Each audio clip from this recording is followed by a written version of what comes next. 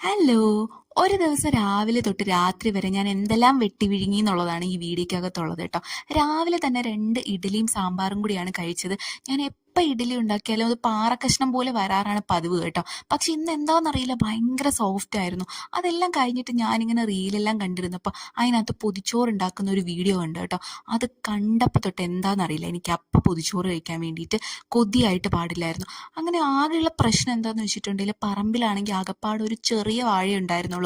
ആ വാഴയിൽ നിന്ന് അതും ഞങ്ങളുടെ വീട്ടുടമ വാഴയില തരുമോ എന്നുള്ളത് പേടിച്ചാണ് ഞാൻ അവരുടെ അടുത്ത് നിന്ന് ഒരു വാഴയില ചോദിച്ചത് കേട്ടോ. അവസാനം അവർ വാഴയിലെല്ലാം തന്നു. ഞങ്ങളതിൽ പൊതിച്ചോറൊക്കെ ഉണ്ടാക്കി സെറ്റ് ചെയ്ത് കഴിച്ചു. വൈകിട്ടായപ്പോൾ ഫ്രണ്ട്സ് എല്ലാം കൂടി ജ്യൂസ് കുടിക്കാൻ പോകാമെന്ന് പറഞ്ഞ് ഞങ്ങളെ വിളിച്ചുകൊണ്ട് പോയി കേട്ടോ. അപ്പം ഞാൻ അവിടെ ചെന്നൊരു മാംഗോ ലസ്സിയാണ് ഓർഡർ ചെയ്തത്. അവരൊക്കെ ചിക്കു ഷേക്കായിരുന്നു ഓർഡർ ചെയ്തത്. അപ്പം ഞാൻ എൻ്റെ മാംഗോ ലസ്സി കുടിച്ചു നോക്കി, നല്ല ടേസ്റ്റ് ഉണ്ടായിരുന്നു കേട്ടോ. എന്നിട്ട് ഞാൻ എന്താ ഇവന് കുടിക്കാൻ കൊടുത്തപ്പോഴത്തേക്ക് ഇവൻ അത് കൊള്ളില്ല എന്ന് പറഞ്ഞു. കാരണം അവൻ ഓർഡർ ചെയ്തിട്ടുള്ള ചിക്കു ഷേക്കാണെന്ന് നല്ലതെന്ന് കാണിക്കാൻ വേണ്ടിയിട്ടാണ് അവൻ വീഡിയോയിൽ ഇങ്ങനെ കാണിച്ചത് കേട്ടോ.